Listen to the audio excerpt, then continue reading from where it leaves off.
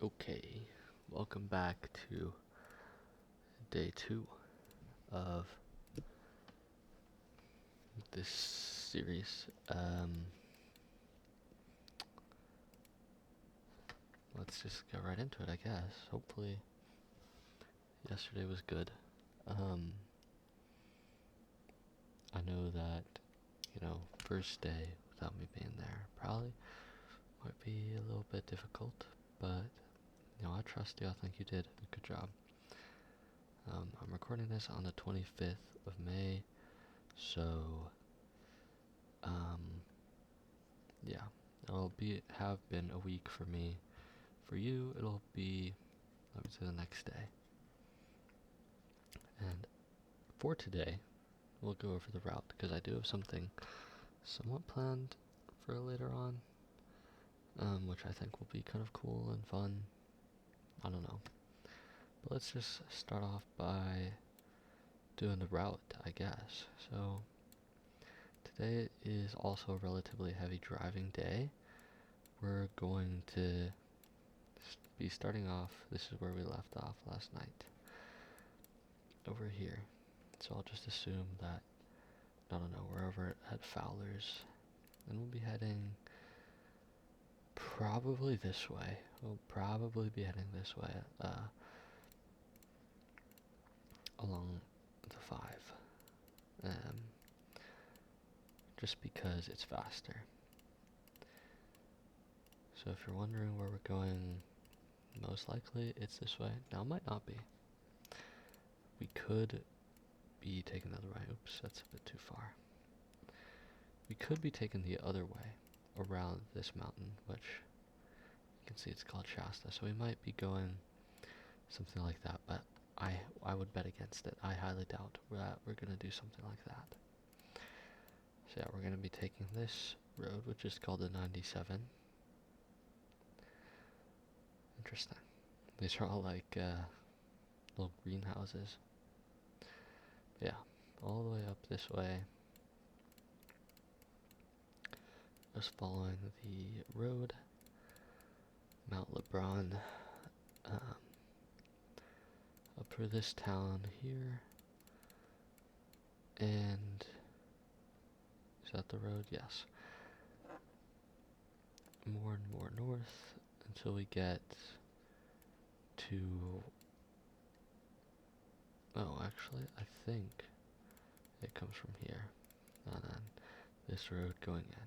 So it's about 150 miles. It's, kind of a lot, but I think it's going to be okay. And we're going to be staying at this place called Crater Lake, which is kind of cool. Basically, it's this old volcanic shield volcano that had a huge eruption and the whole caldera blew out. And slowly over time it's filled in with water from rain and snow and things like that. And eventually what's left is you have this giant crater with a big, big lake in the middle. And that is how you get Crater Lake. So I don't think there's any boats in here. What we're gonna do probably, I'm not actually too sure about this. I don't know what exactly we're gonna do. But we might, I imagine we're gonna camp somewhere down here, close to here, which, is kind of but it is the best place to camp. So we're probably gonna be down here, and then just walk up and down to the lake and whatnot. I hope that we'll be able to walk all the way around it, but I'm not too sure if we'll be able to. It would definitely have to be a 2-day thing if we were to do that. So we would probably have to start like over here and then hike that way and then camp and then hike the other way. I'm looking around for other campgrounds, but I don't really see them. But just to give you an idea of what it looks like, from the top here. Oh, that's very snowy. That looks very cool though. But I don't think it's gonna be that snowy when we get there. I think it's gonna be very, very sunny. Yeah, you can't even see down there. I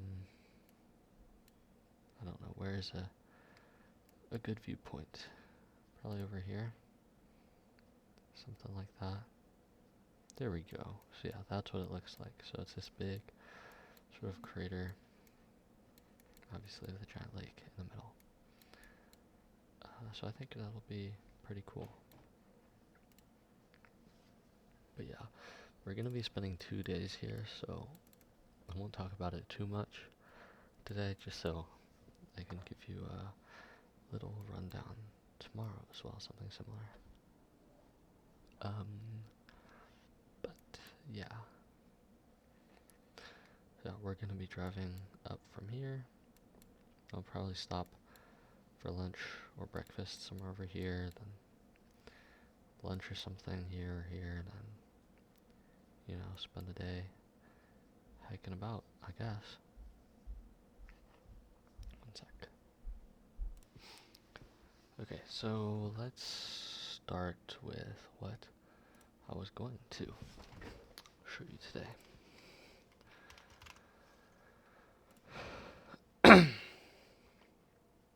Which, of course, we're bringing up paint again. Paint is a pretty useful tool. For, you know, just being able to draw stuff, but yeah, we'll just get started. So, basically, this was when I was in 8th grade or so. I was developing my own language, and I'll teach you that today. Hopefully you don't find it like super corny or anything like that, because that would be bad. But maybe you can, you know, learn it, and it can be like, you know, like our code. Anyway, so let's first start by writing out the alphabet, English alphabet. Oops, it's probably a little bit. Probably need a little bit more space than this. One sec. Okay, sorry about the interruptions, but yeah, like I was saying, let's go ahead. Give ourselves a little bit more space to work with here. Oops. There's not really any good way to move around, but that's okay. So A, B, C, D, E, F, G, H, I, J, which is the 10th letter of the alphabet, by the way. K, L, M, N, O, P, Q, R, S, T, U, V, W. We need more space. X, Y, Z. I always like to throw in the little line there. But yeah, I'll go ahead and we'll do the phonetic equivalents to all these letters. Sorry. Let's mute this for now. For 1 hour. But yeah, so with A, it kind of looks like this. So, kind of like a 7. That's the equivalent. By the way, I should tell you, the name of this is Ikkharyevan, or I'll write it in English.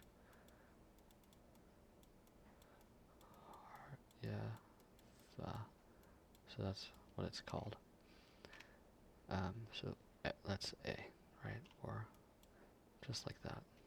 There's not really any distinction between capitals and lowercase letters, because obviously developing 2 sets of characters is kind of difficult, especially trying to make them all original.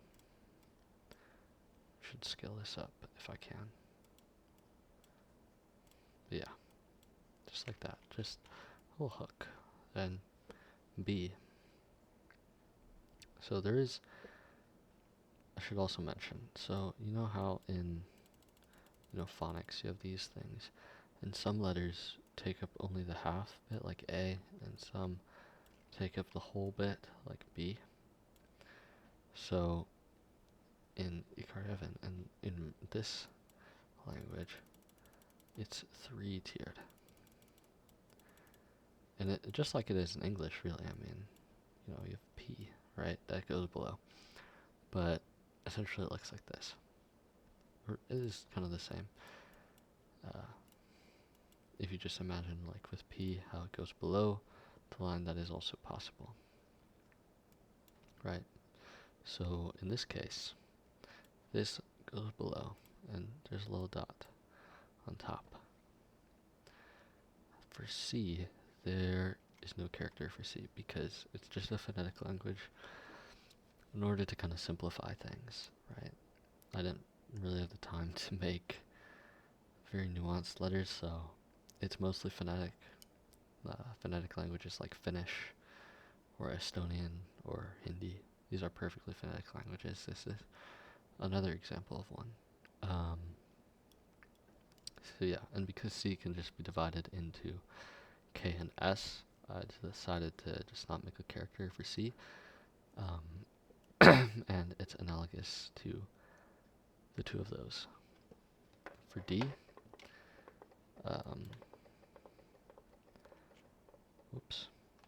for D, the character, I believe, is kind of like this, with a dot on the top, right? Just a small little dot. For E, it's like A, but there's also a hook at the bottom. F and G, we'll skip these and get into these later. So we'll skip those for now. H is just represented by a circle. Like that. So kind of a big circle like an O, right? Not small, but a nice normal sized circle. The I is the same as E, just with a line through it, right? J is another case. We'll get into J later, but everything is phonetic, right? And the letter J can actually be represented. It's the same as a blend, so I'll just write it for now. It looks like, it just looks like this, so kind of like a 3, but this then curls back in. K is just a straight line, a vertical straight line downwards. Whoops. L is a little thing like that, with a dash, right? M is kind of like this, and you can either write it like that or like that, but I think the top one is better. N looks like this, so that's what it looks like. It's one of the taller ones, right, like that. O is like I, but it has 2 lines going across. So 2 lines just like that. P is like B, but there's no dot on top, so just like that, right? You can kind of curve it at the bottom, or you can leave it just going like that. That's kind of up to you. Q is like C, so Q can be represented with just a K. So if you were to write Q like a question, see how it starts with a K sound, so you would just use the K character. R is L, but there's no dash. S is kind of like omega, and this curls downwards. Not that much, but just a little bit like that. So it's kind of like the P character, but there's a little line there. And it kind of, there's more emphasis on the top, whereas the P character is small and the S character is kind of big. Whether you write it like the S character, if you were to write it like this, or this, they're both acceptable. It's the only character where you can do either one of those. T is the same as D, but there's no dot on top. U is like A and E, but this points inwards, right? So it's like A and E, but it points inward like that. V, I like the V character as well, so it's like the U, but there's a little line there, right? W and Y will also cover those later because they have special circumstances. X, again, it's not a phonetic letter, so X you can always represent it by KS in some cases, or you can represent it with a Z in other cases. So like, if you're talking about like a xylophone, right? A xylophone can be represented with a Z, or if you're talking about like an X-ray, EKS, right? It's the same thing. So there's no phonetic niche that the letter holds. Y, again, special case, and Z. So the Z is just a 3. Okay. So these are all the basic characters, but they're not actually all the characters, and I will show you why that is. So in English, even though we have 26 letters, they don't represent all the sounds in the language. Both for vowels, well, I'll ignore vowels because they are actually represented by a single letter, even though there's 2 sounds. So A, for example, can be A or A. And yeah, vowels have 2 sounds. But on the top of that, I guess I'll talk about vowel blends and how to properly write those. So, for example, something like I, right, or ow, right. There's specific sounds that have their own letter, but again, in this language, in the Ikkharyevan language, you can't have that because every sound in the language is supposed to be represented by one glyph, right? If there's a sound, it's supposed to be represented with one marking. Now here I kind of got lazy. I didn't make new characters for each of the vowel sounds because vowels are hard to categorize and they're a lot harder to transcribe than consonants. So when you're transcribing a word, right, the way you think of the vowels is often the same as it is in your original language. For example, if you think of the word run and you think of the word, I don't know, but the sound is represented by a number of different vowels, right? So to have a character, which I have thought about, and it would look like that, with the line across, be the A with the line across.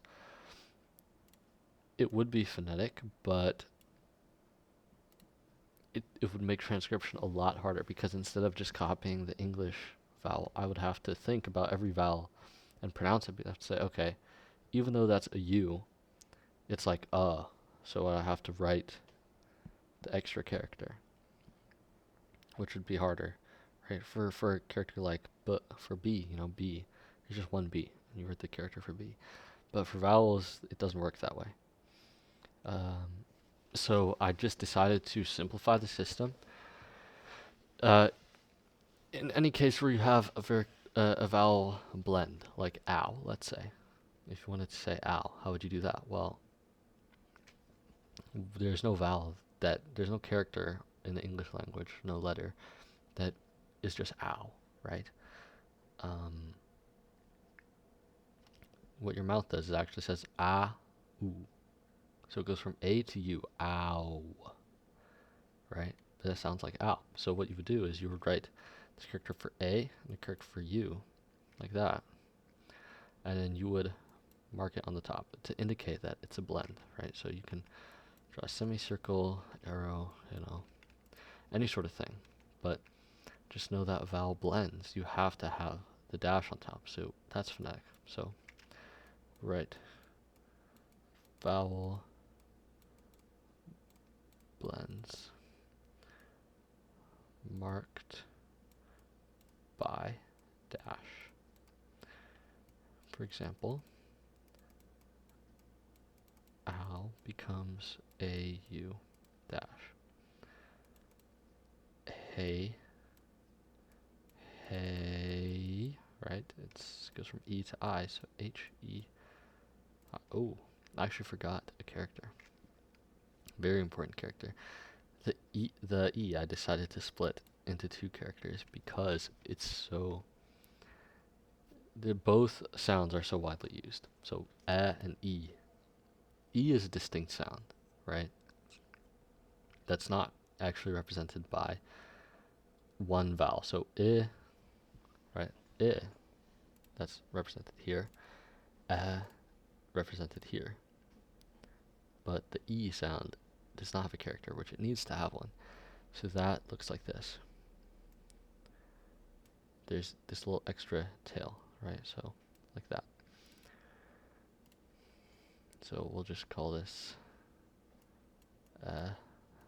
E. That way you can see the difference.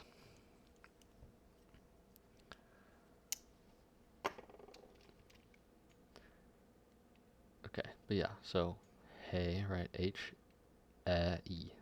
dash on top. Okay, or one more. We'll do like I. I just wanted to say I, like in English. I, right? So boom, boom, put a dash on top. I. Okay, nice.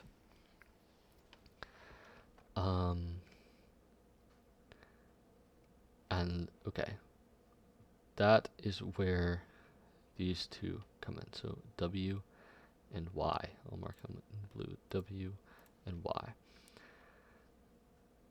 So these do have their own characters, right? But they are derivative of these characters.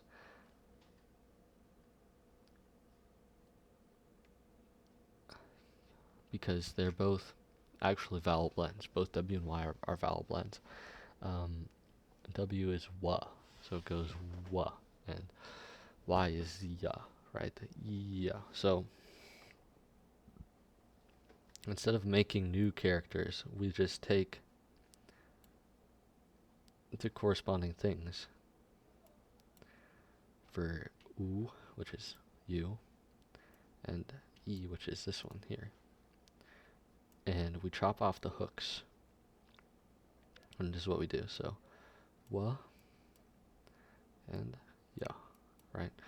So it can be a circle or it can be a dash, right? It doesn't really matter. They're the only two ones that... They're the only two blends that I have actual characters for, and the reason why is because transcription issues. It's a lot easier to transcribe from English.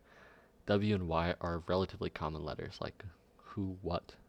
Well, who, I guess, does not have a wa sound, but what, when, where, why, right?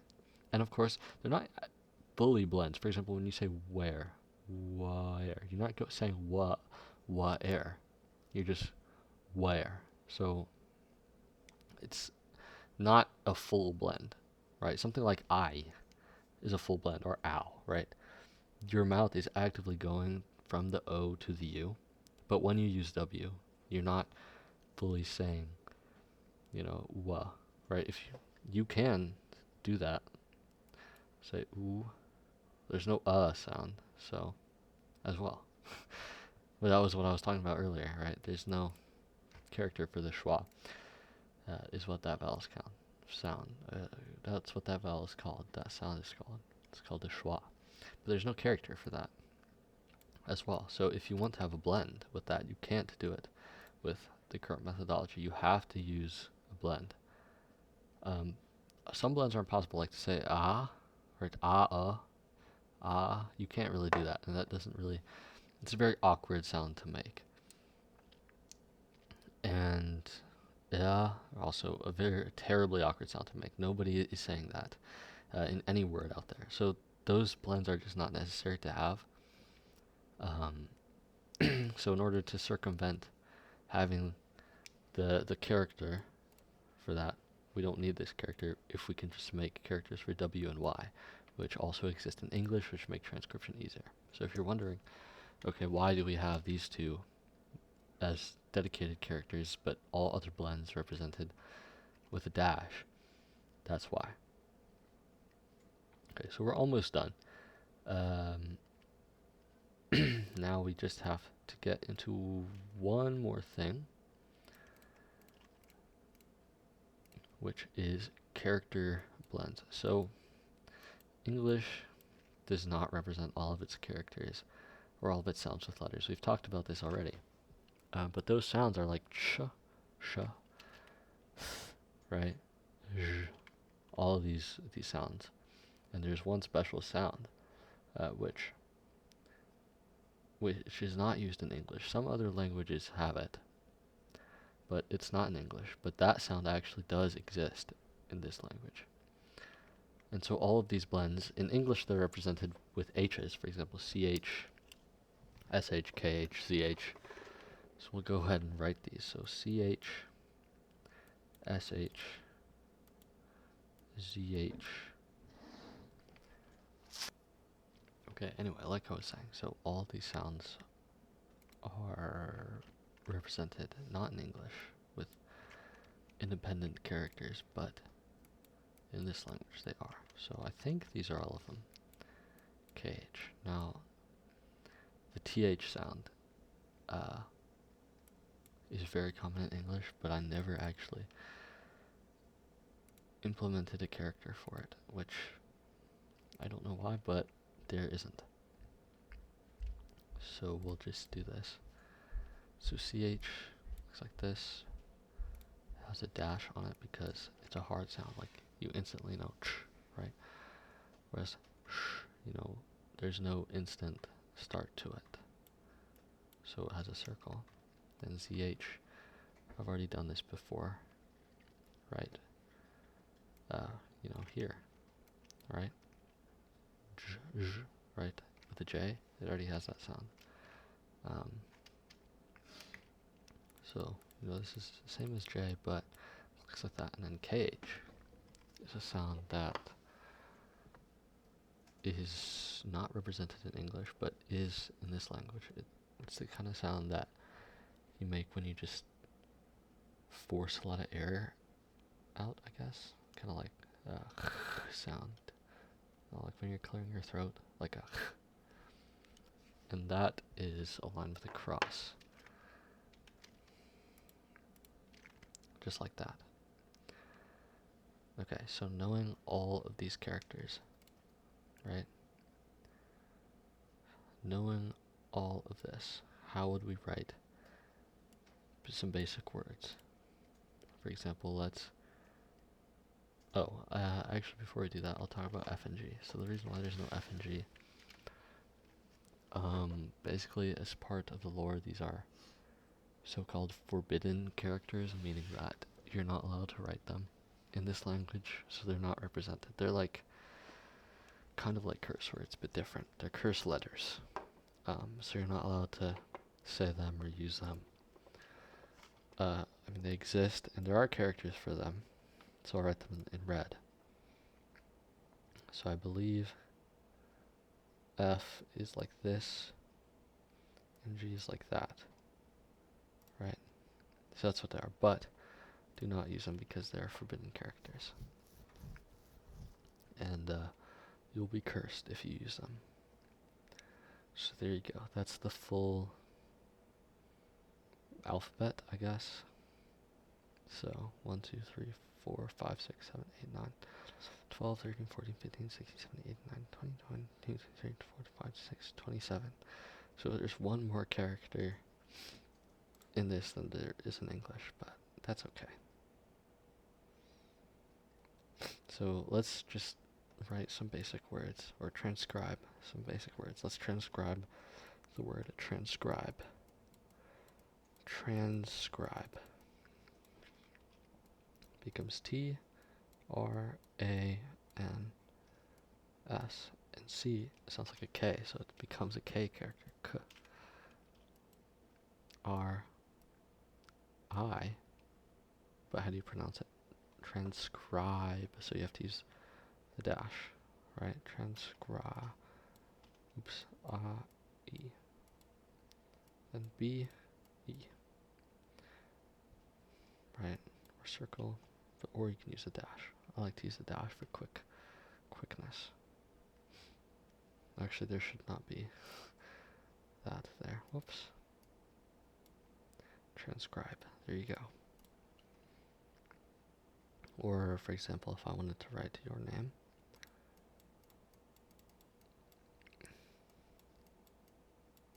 it would be like that. And my name would be like this. Now, there, again, the sound, there's no character for that. But maybe I'll add it just so I can write my name. But normally I would just use the oo sound. For you, I'd say Justin, but in this case, we'll just add an extras.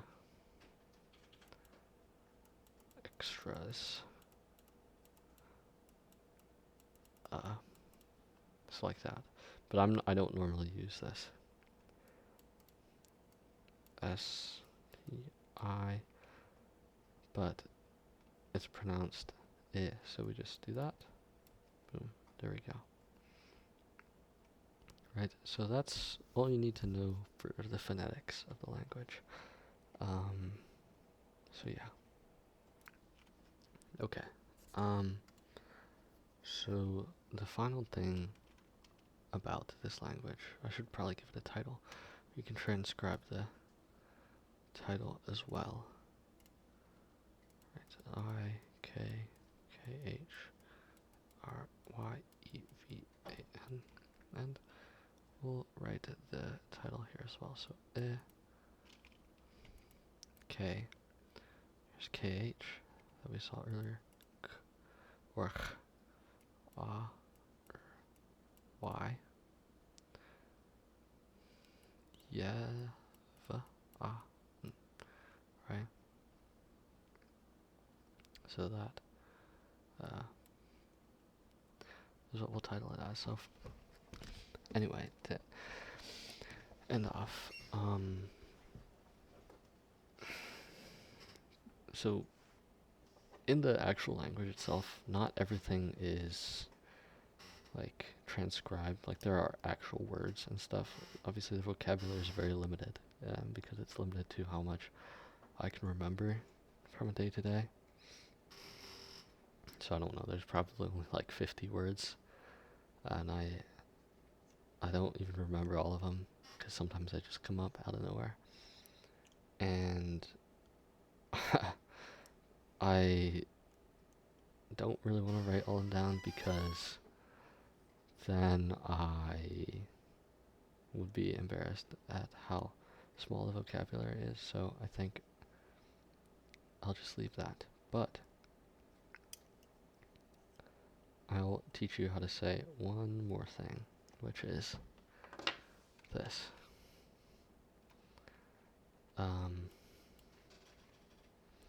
I'll write it out, right? So, how to say that? Well, I will write out the pronunciation, and I'll write out the letters, and I will leave the pronunciation up to you as an exercise, and you can send me a recording of you saying it, and I'll let you know if you got it right.